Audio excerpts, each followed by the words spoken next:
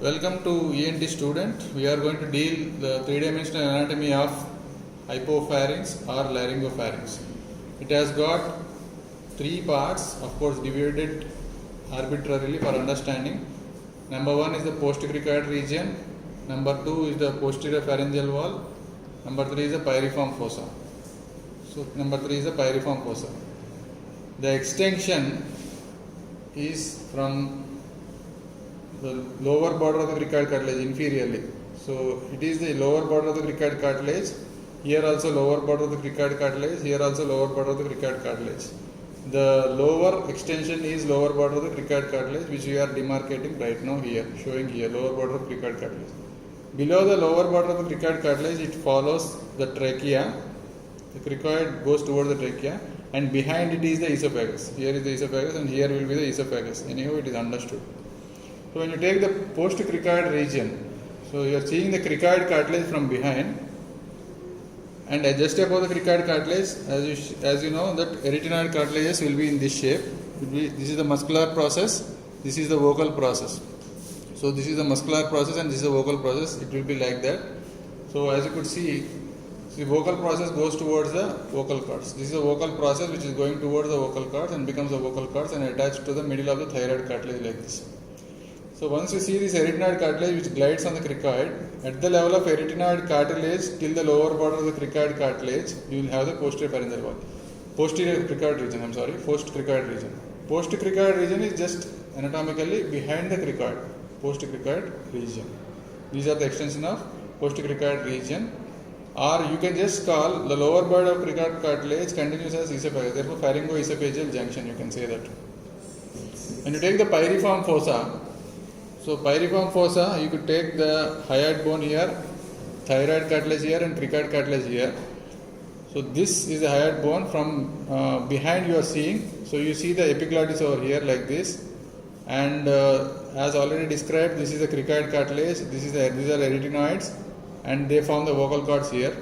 There is an aryepiglottic fold running from arytenoids to epiglottis. Aryepiglottic fold from arytenoids to epiglottis. So this is the thyroid cartilage. So for a pyriform fossa, the upper border becomes the pharyngoepiglottic fold. Pharyngoepiglottic fold. And then once again, lower boundary is the lower border of the cricoid cartilage. Or arbitrarily you can take it as upper part of the cricoid cartilage wherein the arytenoids sit. So this is like a triangular thing when you see from behind. Actually pyramidal, the triangular thing when you see from behind. This is the upper part, this is the lateral boundary, this is the medial boundary. Medial boundary of pyriform fossa being this particular aryepiglottic fold.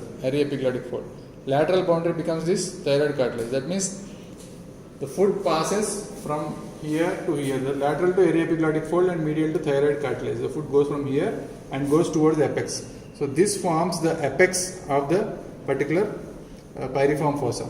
So from apex to apex there is one relation in the next part, we'll see.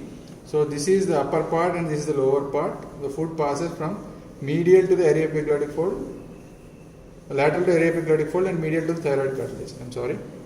So once you take, the extension is from pharyngoepiglottic fold to the lower border of cricoid cartilage. Next is the posterior pharyngeal wall. Posterior pharyngeal wall, this is just the anterior part of the posterior pharyngeal wall which you are seeing. But there is a gap between this here. This is the posterior pharyngeal wall, this is the anterior thing that are there. Posterior pharyngeal wall are opposing the C4, C5 and C6 vertebrae. C4, C5 and C6 vertebrae. C4, C5 and C6 vertebrae. It extends from apex of the pyriform fossa to apex of the pyriform fossa. As you know, extension is from superior to inferior is hyoid bone to lower border of cricoid cartilage. So pyriform fossa to pyriform fossa apex. So that is the extension of this posterior pharyngeal wall, wherein the foot enters the vallecula. So midline stream goes behind the cricoid and then goes towards the esophagus. Lateral stream goes towards the pyriform fossa and joins there. So midline stream is here. So this is how we understand the anatomy of this hypopharynx. Posterior pharyngeal wall extends from pharyngoepiglottic fold. This is the pharyngoepiglottic fold. So it lies in front of the C4, C5 and C6 vertebrae, in front of C4, C5, C6 vertebrae. Of course, the layers of mucosa, pharyngobasilar fascia, muscular layer, and buccopharyngeal fascia, and then the prevertebral fascia are all like same before, like in the nasopharynx. It extends from apex to apex, apex of the pyriform fossa to apex of the pyriform fossa, and till the level of lower border of cricoid cartilage. This is the lower border of cricoid cartilage. Extension is from pharyngoepiglottic fold till lower border of cricoid cartilage. Next. Once again, understanding on hand, this is the arytenoid cartilage level till the level of lower border of cricoid cartilage. This is the post-cricoid region extending from arytenoid cartilage till the lower border of cricoid cartilage. Pyriform fossa also extending from pharyngoepiglottic fold till the level of lower border of cricoid cartilage from apex to apex. As you could see, the medial boundary is formed by the aryepiglottic fold and lateral boundary is the thyroid cartilage. The apex converges over at the level of arytenoid cartilages. They go and fuse together. We are trying to represent a hand model. So these are the vocal cords that are there. These two hands are the vocal cords. Adduct the vocal cords once. They are coming together and closing the space. And whatever this side and this side is there, that will become the pyriform fossa on either side. So this fellow will become the esophagus, and this fellow will become the cricoid cartilage, posterior part, and this particular shoulder will become the arytenoid cartilages, and this hand will become the aryepiglottic fold. So this will become the epiglottis. From there, aryepiglottic fold is going to come there. So whenever this is the aryepiglottic fold lateral boundary, and this forms the pyriform fossa on the right side, and this forms the pyriform fossa on the left side, and these are the vocal cords here coming together, and this forms the postcricoid region here. So food has to go through this column. This is the left pyriform fossa, and has to go through this column. This is the right pyriform fossa, and has to go through this. This becomes the postcricoid region.